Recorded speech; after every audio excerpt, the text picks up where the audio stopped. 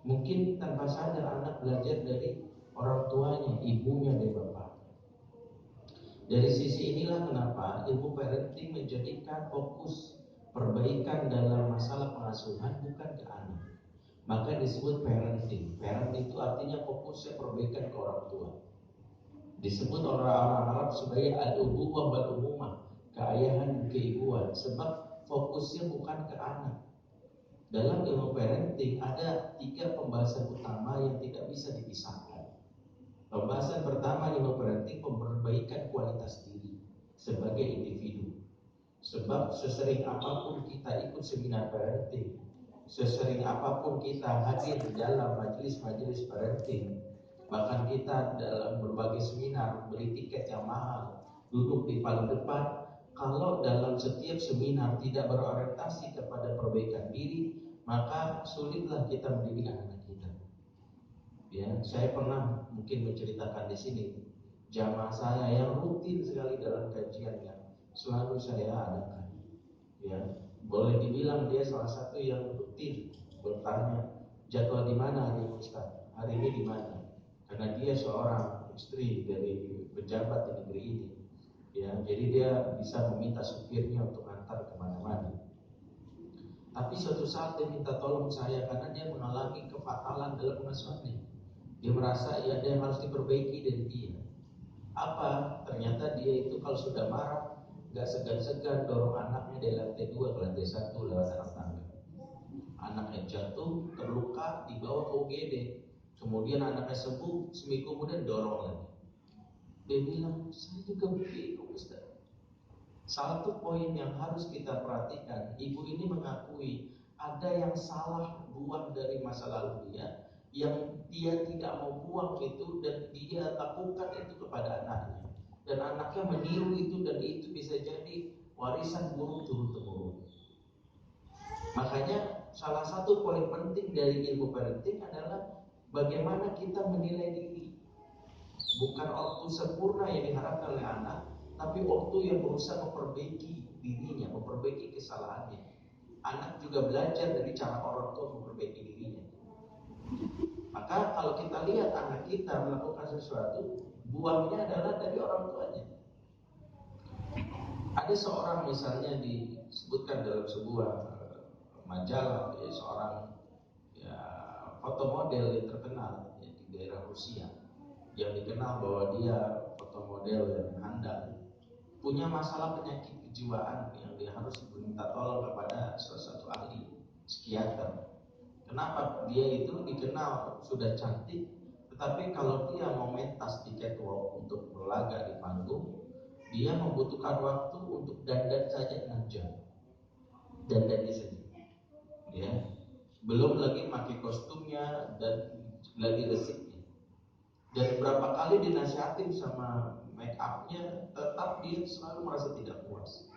Setelah konsultasi sama psikiater diberikan obat, barulah diketahui bahwa memang dia punya masa lalu. Dia punya seorang ibu, di mana ibunya setelah melahirkan adiknya, dia merasa badannya tidak lagi secantik yang dulu, tidak selangsing yang dulu, dia khawatir suaminya selingkuh. Maka hampir tiap hari dia menghabiskan waktunya di kamar, di mana si anak yang foto model itu waktu kecilnya berhari-hari di kamar melihat ibunya dandan. Ibunya memakai lipstik, begitu sudah kemenoran dihapus lagi, kurang ketebalan. Pakai eyeshadow begitu, pakai maskara begitu. Jadi anaknya belajar. Ibunya berhari-hari menghabiskan waktu di kamar. Apa yang terjadi? Anak itu pun menirunya, walaupun bisa jadi dia lebih cantik daripada ibunya. Poinnya adalah kadang-kadang ada hal-hal yang buruk yang masih kita berikan kepada anak yang kita tidak merasa itu adalah berpengaruh terhadap masa depan anak-anak kita. Nah, disinilah kenapa ortu berupaya untuk mengevaluasi ke dalam, bahwa perbaikan utama adalah bagaimana perbaikan kualitas diri. Dan kita akan lihat nanti bagaimana sosok Nabiullah Ibrahim atau Nabi yang lain dalam setiap doanya selalu melihat dirinya. Bahkan Al-Quran ya, ketika bercerita bagaimana upaya kita dalam mendidik keluarga, dimulai dari siapa? Ya ayyuhalladzina amanu qu anfusakum. Pelihara dirimu. wa ahlikum nar. Baru keluarganya dulu. Ada yang disampaikan oleh Allah lewat ayat ini apa? Bahwa pribadi yang baik mempengaruhi juga bagaimana keluarganya baik. Ya, sulit kalau kita merasa bahwa yang penting anak saya baik. Bukan. Anak melihat dari perilaku orang tuanya sebagai bagian dari cara dia mempelajari role model dalam kehidupannya. Karena itulah Islam mengecam pribadi yang NATO, yang sering kita dengar no action talks only. Pribadi yang bertindak tetapi tidak melakukannya. Pribadi yang suka ngomong tapi tidak melakukan. Ya ayyuhalladzina amanu lima taquluna ma la taf'alun. Ayat yang sudah sering kita dengar. Hai orang beriman, mengapa kamu katakan apa yang tidak kamu kerjakan? Kabura maqtan indallahi an taqulu ma la taf'alun. Amat besar kebencian di sisi Allah bagi orang-orang yang mengatakan sesuatu yang tidak dia kerjakan. Apa poin ayat ini? Dijelaskan oleh para ulama, salah satunya ayat ini mengajarkan pentingnya integritas, khususnya seorang ayah dan ibu dan juga pendidik. Bahwa seorang pendidik punya integritas, di mana bukti integritas itu apa yang diucapkan selaras dengan apa yang dikerjakan. Makanya baginda Rasulullah SAW sebaik-baiknya pendidik, ya, khairul mudarrisin, sebaik-baiknya guru, sebaik-baiknya murabbi, apa yang diajarkan pada kita keselarasan itu. Meskipun jaminan surga diberikan kepada Rasulullah karena beliau yang layak menempati surga pertama kali, ternyata dalam sisi ibadah paling kualitasnya paling bagus, kakinya paling lengkap, dari sisi puasa paling sering. Sebab Rasul tidak menjadikan jaminan surga itu untuk berleha-leha dengan mengatakan, maaf ya, sudah jadi surga, kalian saja tuh yang belum tentu surga. Ada poin penting di sini bahwa integritas itu menjadi bagian dari pengajaran. Makanya walaupun kita sudah hafal Quran, kalau pengen ngajarin hafal Quran, bukan berarti kita habis itu nggak perlu ngafal. Sebab anak lihat apa sih hafal tapi kayak nggak pernah hafal. Ini salah satu yang membuat integritas rusak. Rasulullah mengajarkan kepada para sahabat sayangnya kepada anak tetap berada di prinsip keadilan. Makanya begitu ya beliau mengatakan bahwa seandainya Fatimah mencuri pun aku potong tangannya. Bahkan ketika cucu kesayangannya Husain disebutkan dalam hadis riwayat Muslim, pada saat para sahabat mengumpulkan beberapa sedekahan berbentuk kurma, persis ditaruh di hadapan Rasulullah, kurma-kurma itu hadir di hadapan Rasulullah dalam jumlah yang banyak. Maka saat itulah ternyata Husain hadir, seorang anak kecil, cucu kesayangan Rasulullah, umurnya 3 tahun, melihat kurma sedang ada di depannya dan ini sedekah yang akan disalurkan ke fakir miskin, dia bisa mengambil satu, dicoba. Mungkin sebagai orang tua atau kakek, kalau kita lihat ini kita akan memalu dengan kata, kenapa juga anak-anak udah gak apa-apa satu doang. Tapi perhatikan, integritas itu penting khususnya dalam dunia pendidikan pengasuhan. Maka Rasulullah langsung mengambil Husain dan dikeluarkan dipaksa, dipukul pipinya, tentu dan pukulan yang lembut supaya dimuntahkan. Apa kata Rasulullah? Amma sya'arta an ala Muhammadin la yaquluna sadaqah. Tidakkah kau tahu bahwa keluarga Muhammad diharamkan makan sedekah? Keluarga Muhammad cirinya nggak boleh makan sedekah. Ya, hadiah boleh tapi sedekah tidak boleh. Ini menjadi dalil tegas bahwa Rasulullah dan keluarganya tidak boleh makan sedekah. Ya, jadi kalau ada seorang mengaku keturunan Nabi, keluarga Nabi minta sedekah, berarti dia berkhianat sama kakek moyangnya sendiri. Ya, karena nggak boleh. Ya, itu dalilnya. Nah, Rasulullah integritasnya luar biasa. Maka Rasulullah menjadikan role modelnya bukan karena dia sumber yang disebut qudwatul hasanah, uswatul hasanah dalam segala aspek. Ya, dalam segala aspek. Sehingga yang muncul adalah sedikit perkataan tetapi begitu deras dan dampaknya kepada para sahabat. Ya, makanya dakwahnya Rasulullah itu berkembang cepat karena Rasulullah telah menjalani sebuah proses yang disebut dengan integritas yang membuat orang mudah mengikutinya. Nah, sebagai seorang ayah dan ibu ini penting. Ya, Imam Asy'uti bisa menceritakan bagaimana seorang Hasan Al-Basri yang dikenal ulama ya yang disegani di masyarakat. Begitu suatu hari ada seorang budak yang minta request kepadanya, tolong saat engkau khutbah Jumat besok, sampaikan kepada masyarakat khusus yang punya budak, yaitu para majikan, bebaskan kami, para budak. Ya, sudah tidak ada lagi perbudakan, harusnya kau jelaskan keutamaan yang kami ingin hidup bebas. Maka disanggupi Hasan al-Basri, dia bilang, insya Allah, saya akan lakukan itu. Ya, insya Allah. Begitu Jumatan itu, semua budak menanti ceramahnya Hasan al-Basri, karena mereka berpikir inilah kesempatan mereka untuk jadi orang merdeka. Ditunggu saat Jumatan, apa terjadi? Hasan al-Basri justru ceramahnya tentang kesabaran. Ya, disitulah para budak sempat seuzon. Ya, waduh, ini ulama gimana sih?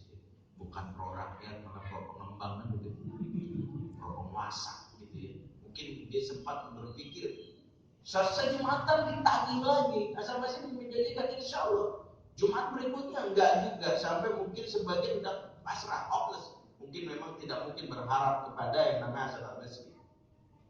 Dinanti sampai 3 atau disebutkan dari riwayat 6 bulan, barulah Hasan al-Basri mendadak saat dia khutbah Jumat, dia bertemakan tentang pentingnya perbebasan budak.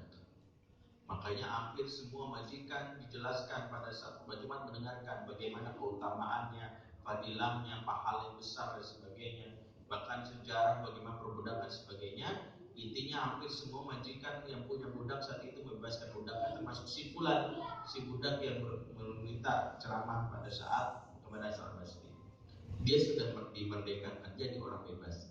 Kemudian dia bersyukur dan berterima kasih, namun dia bertanya pada Hasan al-Basri, mengapa kau perasaan ceramah ini dan 6 bulan yang lalu saya minta? Kenapa baru sekarang kau sampaikan?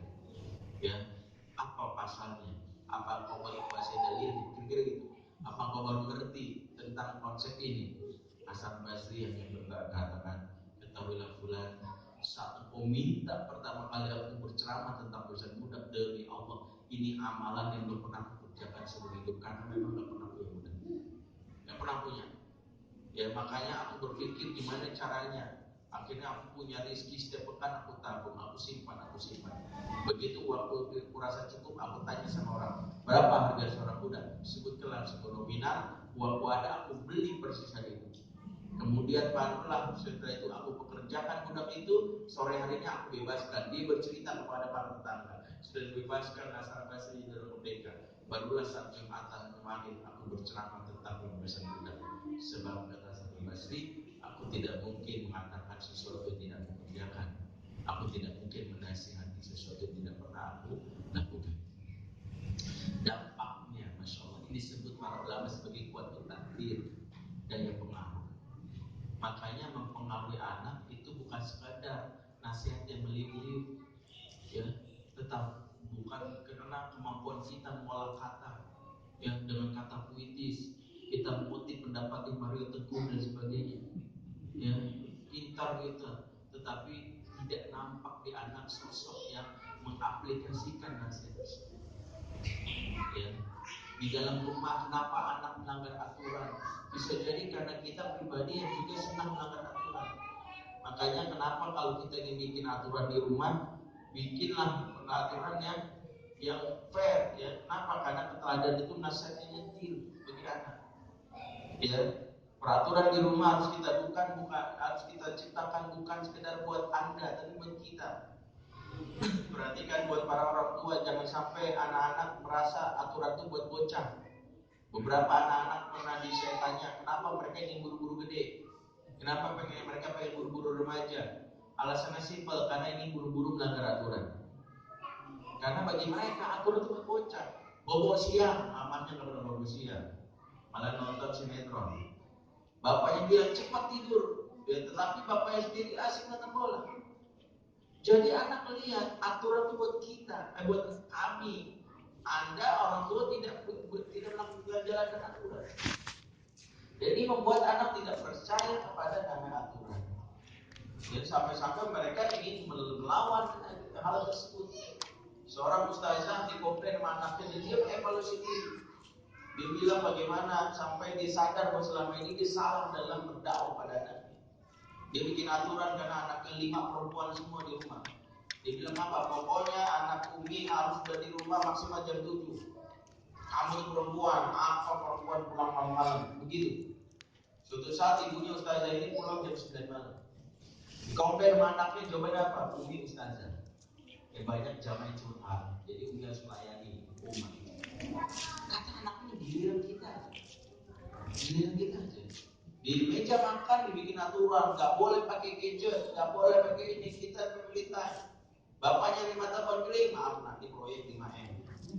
Kalau enggak nanti kita nggak bisa pindah rumah, masa mau bikin TV terus. Emang nggak mau ke Jakarta yang kegedean, Jaten gitu, kan gitu. Kita bilang apa ini proyek, ibunya juga gitu. Nah, mama lagi baru pasang Instagram, orderan lagi naik. Ya, banyak sekali pesan barang bodoh. Jadi kita sendiri membantah, kita sendiri yang membuat anak gak percaya dengan yang namanya aturan. Makanya kenapa jangan pernah malu untuk akui kesalahan jika kita melanggar. Sebab anak pun belajar untuk mengakui kesalahan. Bahkan Nabi Adam alaihissalam dimuliakan Allah bukan karena pribadi yang sempurna, tapi ada satu sifat yang membuat dia menjadi mulia. Allah sebutkan bagaimana kemuliaannya di dalam surat Al-Imran ayat 33. Inna Allah astafa Adam wa Nuh wa ala Ibrahim wa ala Ibrahim ala alamin. Dipilihnya Adam salah satunya karena Adam punya jiwa iktiraf. Apa itu iktiraf? Selalu melakukan evaluasi internal, look in, yang disebut dengan self reflection. Selalu mengatakan Rabbana zolamna anfusana wa illam taghfir lana wa tarhamna lanakunanna minal khasirin. Hanya orang-orang yang berjiwa besar, yang diam cepat memperbaiki dirinya, tidak mencari kami kita. Dan anak belajar dari sisi ini. Ingat, kita juga mendidik anak-anak kita bukan anak yang nyaris tanpa celah. Kita bukan mendidik anak malaikat. Kita mendidik anak manusia berpeluang dalam kesalahan sama seperti kita. Namun dia harus punya pola sebagaimana pola kita mendidik. Berbuat salah, perbaiki. Sebagaimana ayat kalau salah, ayat minta maaf. Ayat salah. Sebab kita tahu bahwa salah dan benar itu tidak terkait dengan umur. Bahwa paling tua paling benar, bukan. Tetapi peluang untuk benar milik semuanya. Yang terbaik adalah yang berupaya perbaiki kesalahan. Karena itulah kita belajar, misalnya Al-Quran menyebutkan contoh bagaimana keteladanan yang kita lihat dari sosok Ibrahim, Nabi Allah Ibrahim, yang Allah puji, ya anaknya menjadi pribadi terbaik. Ternyata ada sosok ayah yang hebat. Digelari beliau sebagai Abu al-Anbiya, bapaknya para nabi, karena memang memiliki keutamaan yang luar biasa. Anaknya menjadi seorang sebut shadiqul wa'id, menepati janji, karena bapaknya juga seorang yang dikenal sebagai al-imamul muwahhidin, imamnya orang-orang bertauhid. Ya, jadi imamnya orang bertauhid itu Nabi Ibrahim, ya, bukan Habib Rizik. Ya. Jadi imam orang bertauhid itu adalah Ibrahim. Kenapa disebut al-imamul muwahhidin? Karena beliau satu-satunya umat Islam di dunia saat masih muda, sementara yang kafir. Maka digelari juga Khalilur Rahman, wattakhadallahu Ibrahim khalila, dan Allah menjadikan Ibrahim sebagai khalil, sebagai kekasihnya, sebagai kesayangannya. Salah satunya karena beliau satu-satunya mukmin, orang beriman di masa mudanya, seluruhnya kafir. Ya, menjadi pemimpin orang-orang tauhid, dan ternyata diikuti oleh anaknya, nanti keturunannya, jadilah bapak para nabi. Apa saja keteladanan Ibrahim dan juga para nabi yang lain yang bisa kita perbaiki untuk kualitas pendidikan anak-anak kita? Yang pertama, Ibrahim mencontohkan keteladanan dalam hal akidah, di mana ini menjadi poin penting dalam upaya pendidikan anak-anak kita. Perhatikan bagaimana Ibrahim dalam doanya dalam surat Ibrahim ayat 35. Rabbi ja'al hadzal balada amina wajdubni wa baniya an na'budal asnam. Perhatikan bagaimana redaksi bahasanya. Ketika Ibrahim mengatakan, ya Tuhanku, jadikanlah negeri Mekah ini negeri yang aman dan nyaman, dan jauhkanlah diriku. Dia memulai dengan dirinya. Sebab urusan akidah bukan berarti karena saya Nabi selamat. Ternyata dia sudah sadar dirinya dulu diselamatkan. Jauhkanlah diriku, inilah yang disebut dengan sebagaimana metode navigasi keselamatan di pesawat. Selamatkan diri kita, baru orang sekitar kita. Maksudnya perbaiki diri kita. Perbaikilah orang tua, bagaimana akidah. Baru dia minta kepada anaknya supaya anakku jangan menyembah berhala. Ternyata Ibrahim sudah mencontohkan ini, dan sejarah membuktikan masa mudanya bagaimana dia tegas dalam urusan masalah tauhid. Dia rela untuk dibunuh, bahkan hampir dibakar oleh Raja Namrud. Kita tahu bagaimana dia menghancurkan berhala-berhala di zamannya. Dan itu sejarah yang tidak mungkin dipungkiri oleh keturunannya. Dari sisi itulah anak-anaknya melihat sosok ayah yang luar biasa dalam 4 tahun itu. Dan kita lihat juga bagaimana nabi yang lain, sebagaimana Yakub alaihissalam. Dalam surah Al-Baqarah 133 ketika Yusuf bertanya kepada anak-anaknya pada saat sakaratul maut, "Ma ta'buduna min ba'di?" Kamu nyembah apa setelah ayah wafat? Perhatikan jawaban anak-anaknya. Anak-anak menjawab dengan na'budu ilahak wa ilah abaik. Kami menyembah Tuhanmu dan Tuhan kakek moyangmu. Ya, para ulama mengatakan jawabannya anak-anaknya ini menarik. Sebenarnya kalau dalam konteks pertanyaan, jawabannya cukup simpel. Na'budullah, khalas. Kamu nyembah apa setelah ayah wafat? Kami menyembah Allah, selesai. Tapi anaknya nggak menjawab itu. Na'budu ilahak wa ilah abaik. Kami menyembah Tuhanmu dan Tuhan kakek moyangmu. Apa pesannya? Apa yang disembah oleh bapak, apa yang disembah oleh kakek, itu mempengaruhi cara kami menyembah. Ini pelajaran penting. Bapak yang dalam urusan tauhid sembarangan, bapak yang ngefans banget sama MU, Liga Inggris, segala pernak-pernik itu dipakai ke anaknya, gantungan kuncinya, bantalnya, dia sampai misalnya sofanya, sampai ruangannya semua diinikan. Anak tertutuplah mata hatinya untuk mengenal Allah karena ditanamkan kecintaan lebay berlebihan kepada selain Allah. Itu yang membuat anak dijadikan dia hidup dan mati untuk Persija, hidup dan mati untuk Viking. Kenapa? Ternyata turun temurun nih. Turun temurun dari mana? Bapaknya aja ngefans banget. Masa gua harus mengikuti. Makanya anak melihat cara pandang kita dan urusan tauhid. Bangunlah di tengah malam, ketika kita tahajud, anak tiba-tiba bangun mau pipis, nanya, "Ayah ngapain?" "Sholat isya." "Enggak, lagi tahajud." "Ayah tahajud kenapa?" "Ayah lagi banyak masalah." Makanya ayah bilang sajadah, ayah tahu hanya Allah bisa memberi solusi. Ini ngefek ke anak. Ayah masalah carinya ke Allah. Coba kalau ayahnya ketika masalah, punya nomor telepon Kanjeng Dimas nggak? Kalau alamatnya Ki Joko Bodo, terus ayahnya atau ibundanya curcol di Facebook, anak juga curcol di Facebook. Anak suka curhat, bisa jadi nggak melihat orang tua kalau masalah cari tempat pelampiasannya kemana. Makanya lihat Nabi Yusuf alaihissalam, kita tahu riwayat hidupnya yang begitu tragis. Dari umur 7 tahun dia sudah mengalami fase ujian yang berat. Dimulai dicemplungkan ke sumur oleh saudara kandungnya. Kemudian 3 hari di dalam pendinginan, ditolong sama orang, dipikir menyelamatkan, enggak, jadi budak. Kemudian hidupnya makin kelam. Sampai bertahun-tahun dia mengalami itu. Tapi tidak pernah ada riwayat mengatakan seorang anak bernama Yusuf mengalami sebut stres atau depresi. Dia gak pernah tuh, "Ya Allah hidup lu kejam banget, mendingan aku mati aja." Gak ada. Dia berusaha melakukan bunuh diri, gak ada. Tahu kenapa? Karena dia punya sosok ayah yang punya nasihat menarik. Apa kata ayahnya? "Innama ashku bathi wa huzni ilallah." Cukuplah aku mengadukan galau gelisahku hanya kepada Allah. Ini Yakub kalau lagi galau, lagi sedih, ngadunya kemana? Ke Allah. Berarti apa poin penting di sini? Anak mengenal Allah tergantung cara kita. Kita ini sendiri yang urusan agama gimana? Ketika aksi bela Islam yang lagi didengungkan sekarang, kita pribadi yang berani untuk mengorbankan segalanya, anak mungkin nggak melihat hari ini, tapi akan direkam dalam memorinya. Ayah rela untuk bolos kantor, ayah rela mengatur jadwalnya demi untuk terlibat dalam barisan orang-orang membela para ulama, membela orang-orang soleh. Ini poin penting yang akan lihat. Tapi kalau ayah mengatakan udah biasa aja, selalu banyak sekarang di masa agama dinista selalu kalimatnya adalah sahabat, cinta damai. Saya ingin katakan poin penting nasihat dari para ulama saat agama dinista, seringkali orang yang soleh tapi pengecut membungkus rasa pengecutnya dengan kalimat Islam cinta damai.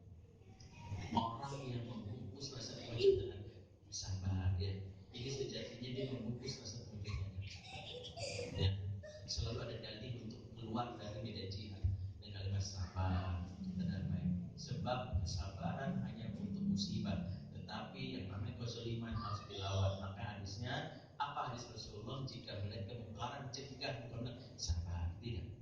Cegah, bukan disabar, jadi sabar untuk musibah. Kezaliman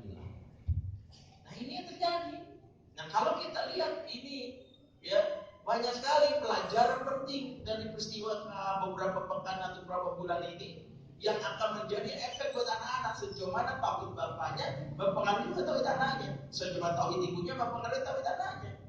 Makanya kalau dalam hal akidah kita sendiri gak beres, dalam banyak pilihan kita lebih pentingkan hal materi. Ayah, kenapa sih ayah nggak milih kerja di ini kan gajinya banyak? Nah, ayah mah yang penting berkah, ini efek anak. Ya, buat apa gaji banyak? Ayah susah ibadah di sana, ngaji aja nggak pernah ada majelisnya. Kalau ayah sholat pakai timer di sana, ya 5 menit potong gaji. Yang mendingan yang lain. Oke, akidah. Dalam urusan ini anak akan belajar. Maka perhatikan kalau ortu dalam hal ini tidak memiliki pemahaman yang benar terhadap tauhid, maka mempengaruhinya. Ortu yang di akhir bulan cemas mau makan apa, anak juga begitu. Padahal telah dijamin rezekinya. Kalau ortu yang di akhir bulan yang dia mungkin gajinya sebagai tidak cukup, tapi dia tenang, mempengaruhi juga anak dalam menyikapi hidup ini. Ini yang pertama. Yang kedua, perhatikan bagaimana Ibrahim teladan dalam urusan ibadah. Beliau doanya Rabbi ij'alni muqimas sholati. Perhatikan, Rabbi ij'alni. Dan ini kata kunci dari setiap doa. Saya sering bertanya kepada diri saya dan para jamaah saya, walaupun saya nggak minta mereka menjawab. Sebagian besar kalau kita doa dalam bahasa Indonesia, biasanya doanya gimana? Ya Allah, jadikanlah anakku penghafal Al-Quran, jujur. Jadikanlah anakku anak yang soleh. Pernah nggak ya Allah jadikanlah aku bapak yang soleh? Ya Allah jadikanlah aku penghafal Al-Quran. Padahal dia doanya Ibrahim. Ya Allah jadikanlah diriku baru keturunanku pada yang soleh. Dirinya dibawa. Kita tuh jarang dalam doanya menyebut diri, pengennya anak. Ibrahim nggak pernah dia menyebut anaknya, dirinya dulu. Rabbi ij'alni, jujur. Saya sendiri sadar ya Allah doa kita tuh beda sama doanya Ibrahim. Doanya Ibrahim dia melibatkan dirinya sebab dalam proses pendidikan nggak mungkin kita anak kita soleh kita sendiri nggak minta. Kita sombong banget kalau jadi anak soleh. Lah kata Allah lu nggak minta. Ya Allah jaga anak penghafal Quran lalu nggak mau. Lah ini pertanyaan standar. Orang tua nggak pernah minta hafal Quran, orang tua nggak pernah minta soleh, orang tua nggak pernah minta dirinya supaya jadi ahli ibadah, orang tua nggak pernah minta supaya husnul khotimah. Anak. Ini anak udah lihat ya, anak jadi beban. Berarti apa dirinya? Ibadah kita lihat. Ya Allah, kenapa anak saya udah sholat terus? Saya juga begitu. Ini jadi evaluasi. Saya kalau azan berkumandang masih nonton TV, masih cek WhatsApp, online dan sebagainya. Makanya Ibrahim lihat dari sosok Ibrahim yang kualitas ibadahnya bagus, anaknya juga. Ibrahim mau urusan ibadah nggak tanggung-tanggung. Makanya lihat kan bagaimana Ibnu Qayyim berkitab Tufa'al Mawlud. Dijelaskan bagaimana Ibrahim pernah mendapatkan perintah khitan. Yang pernah dengar kisahnya kan? Ibrahim dapat perintah khitan berberapa? 85 tahun.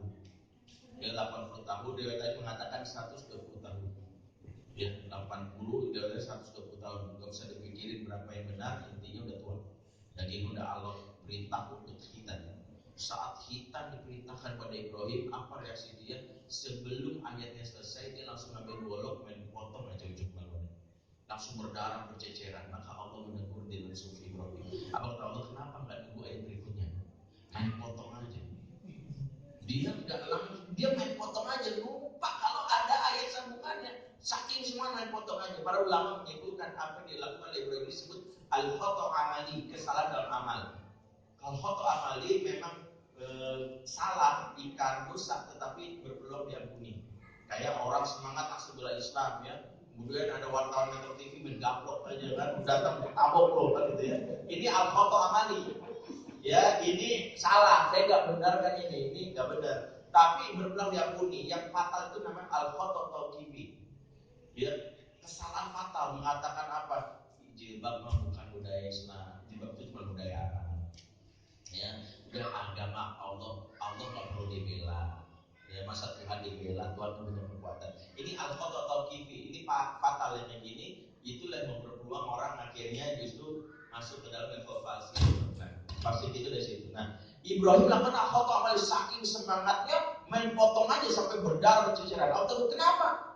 Kamu gak tunggu instruksi dulu. Maka jawaban Ibrahim nari, aku gak suka ya Allah jika perintah Tuhanku ditunda-tunda. Aku tidak suka jika perintahmu aku tunda-tunda. Jadi langsung semangat main potong aja. Maka apa yang dialami Ibrahim ditiru oleh Ismail. Saat Ibrahim ingin menyembelih Ismail dan ini melibatkan anaknya, Ibrahim bertanya kepada Ibrahim sallallahu alaihi wasallam, ya bunayya ini arafil manami ani atbauka faqdir matatar. Maka anaknya berkata, ya abatif al-matu'mak satajiduni insyaallah minas sabirin. Wahai ayahanda, tunaikan perintah Allah kepadamu, mudah-mudahan engkau dapati aku sebagai orang yang sabar. Perhatikan jawabannya Ismail.